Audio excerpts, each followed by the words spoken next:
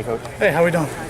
So when the changes that you talked about last week that you guys were going to make for the ODU game, did you see enough of that they got it and kind of turned this thing a little bit in the right direction? Yeah, we made improvement. At the end of the day, one of our things that we're evaluating as coaches is we should be a better football team in week 12 than we were in week 1. If we're practicing the way we need to practice, we're coaching and teaching the way we need to teach, we should see improvement. So the fact that we got better from week 2 to week 3 is obviously something we're looking for. Obviously, we needed to improve because of the way we played in that second game, so we need to continue to get better, and this week needs to be better than last week, and that's got to be the truth going forward every week. You've got some veterans in the secondary, but you've also got some young guys. How much does trust and confidence in their play kind of dictate what you can do in the front seven? Well, it's a huge part of it. Like I said, going in, there were some guys that we knew a lot about, and there were some guys that were still figuring it out. And, I have a much better feel of who can do what at this point. You think you know things coming out of camp, but you don't always know everything until you see it in live bullets. And, I think through 3 games we've made a good evaluation, and that can help us make better decisions going forward. Larry said Monday that Miles Woolfolk would have been the nickel back, but then he got dinged up late in camp and missed a few weeks. How big was it to get him back today and see him have success early on?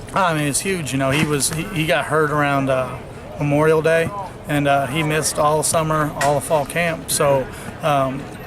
Having him back was a huge shot in the arm because coming out of spring football, he was our starting nickel. So not having him hurt, but having him back, you saw his impact on, I think, his first series of his college career. He had an interception. So, I was happy for him. He's worked really hard to get back, and you could see it on Saturday. How does that shake up your depth chart now in secondary?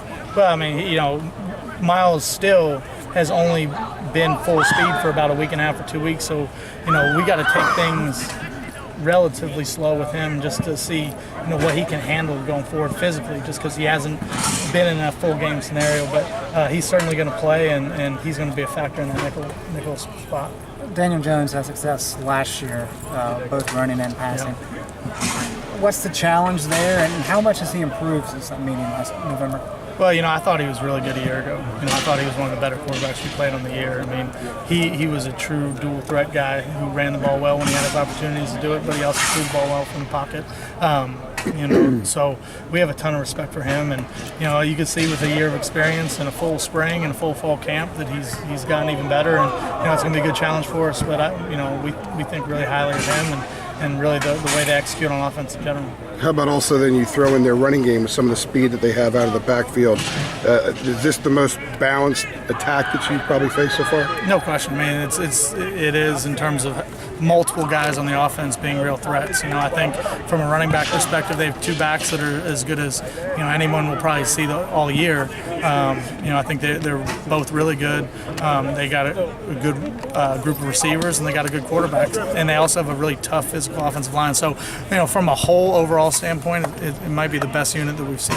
How has John Smith adapted to being your starting guy and the linebacker, and are you going to use any other guys there? Yeah, we're continually rotating those guys at backer. John did a really nice job in his first start. He's going to play again this week, but he's not the only guy that's going to play. Duke has averaged close to 100 plays in all their games, so we're not going to be able to just play 2 or 3 guys throughout the course of the game and feel like we're going to be where we want to be in the fourth quarter. So there's a lot of guys that are going to play, but John will be one of them. What areas do you need to improve on, or what areas do you think he did really well? Well, I thought really for his first game out there really being the starter, he did a nice job of commanding the group, getting us in our front set, getting our pressure set. That's always on the Mike backer in our defense. So for a guy that hasn't played a lot, I thought he did a really nice job. Malik Carney kind of slid back into a linebacker spot after the offense got in a few formations. How did he do, and might we see more of that coming? So we have a 3-down package that we use from time to time, depending on the opponent and whether we see it fits that week.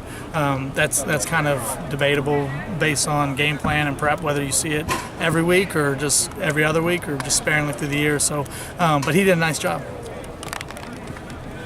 All right. Thanks.